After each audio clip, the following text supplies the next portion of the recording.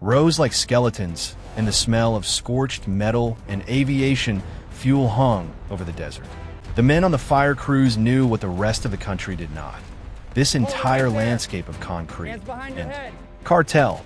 Along the border that stretches for nearly 2,000 miles between the United States and Mexico, the war over narcotics had long felt endless. For decades, the Sinaloa Cartel behaved less. Each time law enforcement claimed a victory, the cartel adapted.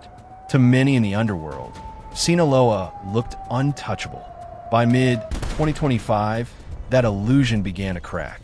A series of coordinated operations brought the full weight of the American state onto the cartel's logistics network. The military, the Drug Enforcement Administration, and Border Patrol worked as a single machine. In a matter of weeks, dozens of underground labs were raided. Cross-border tunnels that had taken years to dig were mapped, flooded, and collapsed. More than 40 tons of synthetic narcotics were seized. Financial officers who had moved dirty money for years were led away in handcuffs. On the smuggling routes in Arizona and Texas, traffic slowed, then almost froze. For Sinaloa's leadership, the damage ran deeper than lost profit. In that world, reputation is currency, and fear is the only insurance policy. If they looked weak, smaller groups would defect, rivals would encroach, and partners would suddenly forget old debts. A cartel survives on the belief that it cannot be touched. When that belief is threatened, violence often follows. Some bosses argued for the old answers. Ambush a patrol, assassinate an officer, car bombs in a border town. Bloody gestures, but familiar. Others thought differently. They watched footage from distant wars, where small militias used cheap drones to harass professional armies. They studied grainy clips of suicide, UAVs diving into tanks, and radar dishes. If militias and warrant samples could force modern armies to duck, what could a cartel do with money, engineers, and no rules?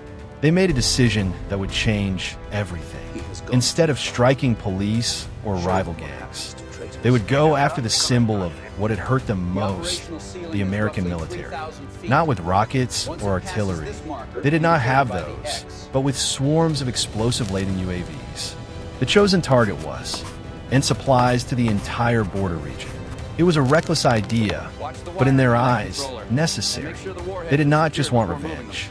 They wanted to restore the myth that Sinaloa could reach anywhere. The first problem was distance. 100 armed drones could not simply be flown from Mexico over the fence. Air defenses would see them coming long before they reached the base. The second problem was time. Any operation that took months to prepare would risk leaks or betrayal. The answer they settled on showed how quickly criminal imagination can turn civilian technology into a weapon. The drones would travel in pieces. Technicians broke down each UAV into engines, frames, navigation modules, and warheads. These components were packed into 420 crates labeled freight. Some trucks rolled through legal crossings with proper manifests and drivers who had never been arrested. Other loads slipped across back roads and dry riverbeds under cover of darkness, guided by spotters with radios. No single vehicle carried enough equipment to build a full drone. Only when all the pieces were assembled in the United States would the shape of the plan become. Rows of wooden tables were lined with fiberglass rotor blades, plywood airframes, and GPS navigation boards ordered in bulk online. Time pressed down on everyone. In 2 weeks, they needed 100. Guidance systems calibrated, and target coordinates preloaded. The factory buzzed like a beehive whose sting was still hidden. The illusion of control lasted until a small noise cut through it. On the final night of testing, close to 11:30, a group of technicians fired up several engines at once for a full systems check. The faint, high-pitched whine was barely audible over the boots scraped on gravel. Radio chatter crackled in the dry air. Lights slid across the north wall and paused there as if thinking.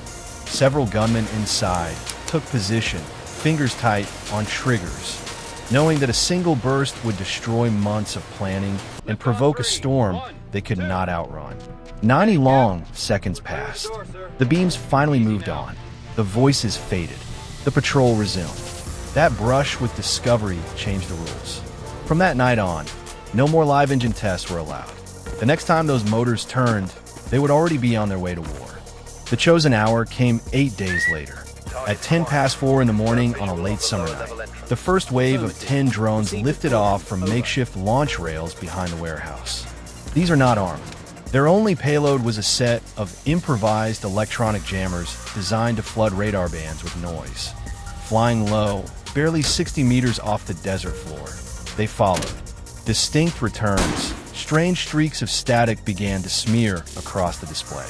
At first, the duty officers blamed weather. Summer storms sometimes bent signals in odd ways. But within minutes, the interference spread.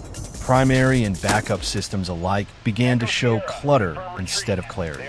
Targets blinked in and out. Alarms lit up. The base, which relied on those eyes and sky too, sensed danger, was suddenly half blind. With radar struggling, commanders fell back on the oldest tools, human vision and searchlights. Guards were ordered to scan the sky, crews in the gun pits. Rockets cooked off. The ground shook. Windows shattered. Searing fragments hummed through the air. Only then did the defenders fully see their attackers. Anti-air batteries snapped awake. Even under that fire, some drones kept coming. 2 slammed into a maintenance hangar, carving holes in the roof and igniting equipment inside. Another plowed into a storage yard filled with spare. Evacuate all non-essential personnel from vulnerable zones. Mechanics, clerks, and civilian contractors were rushed into hardened shelters, leaving only security teams and air defense crews exposed. The enemy might destroy equipment, but they would not be allowed to stack up bodies for propaganda. The third wave carried the heaviest blow. At 14 minutes to 5, 30 more suicide drones. Of aviation tanks, the leader struck the roof of a primary storage unit, detonating deep inside. The blast ripped the tank open. 90,000 gallons of jet fuel surged into the night, igniting into a sheet of fire that leaped toward the stars. Black smoke piled into the sky. The second group knifed into the weapons storage complex. 7 drones reached their marks, stabbing into warehouses where missiles and ammunition were stacked on pallets. Chain reactions were immediate and ferocious. Each warhead's explosion triggered others, building into a roaring. And maintenance shops, roofs collapsed. Forklifts and generators were flipped onto their sides. Hundreds of tons of supplies were torn from order into chaos. Yet for all this violence, the casualty count remained at 0. The shelters held. The open areas were empty of people. The drones had mauled equipment, not flesh. By now, the defenders had adapted again. Commanders coordinated with one another. They understood that the enemy relied on swarming, not stealth. Anything flying low and fast near the perimeter was hostile. The cartel, however, had already committed. There was no off switch. At 2 minutes to 5, the last wave of 20 drones launched. Engines screaming at full throttle. They came in from multiple bearings, hoping to slip through gaps in the field. Short-range missile systems reached out to grab targets as soon as they broke the horizon. Drone patrols loitered overhead, ready to dive at anything suspicious.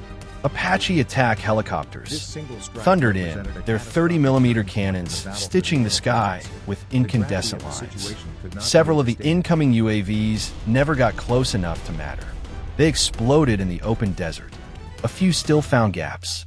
One smashed into a line of trucks parked near Southern Lot, igniting 4 and damaging several more. Others struck an auxiliary generator facility, briefly knocking out. There would be no chance to savor what they had done. In the confusion of the first strikes, American drones and surveillance aircraft had started tracing possible launch corridors. Helicopters and armored vehicles chewed through the walls. Flashbang grenades and gas poured through doorways. Within an hour, the shooting stopped. More than 80 armed men from the cartel lay, dead or handcuffed. Engineers who had wired guidance chips and tuned engines found themselves on the floor, wrists bound with plastic. The hidden factory was no longer a secret. It was evidence. When the sun finally cleared the horizon, the base still burned in places. Fire crews fought stubborn blazes at the fuel farm and logistics area. Twisted metal glowed a dull red in the smoke. The monetary damage would eventually be tallied in the hundreds of millions. Over 30 military vehicles lay destroyed. A mobile radar unit was scrapped. A fuel facility was gone. Warehouses that had fed the border mission for years now existed as charred outlines on satellite photos. Yet the most striking figure on the after-action report was the one that stayed at zero: no fatalities. From a narrow, tactical point of view, the cartel could argue it had proven a point. With drones that cost only a few $100s each, they had punctured the armor of a superpower, disrupting operations and forcing an emergency response. They had demonstrated what every security planner secretly feared: that civilian technology, modified in a dirty workshop, could inflict strategic-level damage on hardened installations. But strategy is about more than explosions. The entire operation unfolded at night. There were no live television feeds, no civilians with phones pressed to fences, no dramatic footage racing across social media in real time. By the time dawn arrived, the base was sealed off, and official statements were carefully worded. Repairs would take months, but the public narrative stayed calm. The shock that Sinaloa's leaders had hoped to broadcast: an American base in flames, morale shaken, a superpower humiliated, never materialized. Instead, the attack triggered something else: a political reflex. In Washington, officials declared an emergency along the border. Intelligence agencies were told to treat cartel networks like hostile paramilitary forces rather than just organized crime. Joint task forces with Mexico intensified raids. Within a week, mid-level coordinators, financiers, and logistics managers tied to Sinaloa were arrested in multiple cities. Smuggling routes that had survived for years were cut, not slowly but violently. Mexican security forces, under pressure from both public outrage and American leverage, surged troops into cartel strongholds. The cartel had meant to show that it could strike at the heart of American power. Instead, it had lit a fuse under its own foundations. What happened in the months after the attack became a case study in asymmetry. On one side stood a criminal organization that had weaponized cheap drones and open-source software to damage a billion-dollar facility. On the other stood a state capable of projecting surveillance, firepower, and legal authority across borders. The battle was not over territory alone. It was over time, resilience, and the ability to absorb loss. In cold numbers, the equation was stark. The parts used to build each suicide drone cost less than a decent motorcycle. The damage they caused ran into 9 figures. That ratio, and ballistic missiles struggled against dozens of small, low-flying targets that arrived all at once. Defending the modern battlefield would now mean integrating sensors, jammers, laser systems, and autonomous interceptors that could react faster than human gunners. Faith cannot armor steel, and habit cannot defend a runway. The attack also exposed a psychological shift. For generations, they were no longer content to hide in the gaps of the system. They were starting to challenge the system itself. Yet even in their apparent innovation, there was a deeper failure. The men who ordered the strike believed that terror itself was a currency, that by proving they could batter an American base, they would buy prestige in the underground. They misread how power works: slow, predictable, and unable to adapt. In a final analysis, this episode remains, for now, a constructed scenario, a thought experiment crafted from public data on drones, border security, and cartel behavior. No real base burned in this exact way. No real commanders read this precise after-action report. The story is a mirror held up to a future that is technically possible. But to underline a simple, uncomfortable truth, the tools for low-cost, high-impact violence are already available in online catalogs and hobby shops.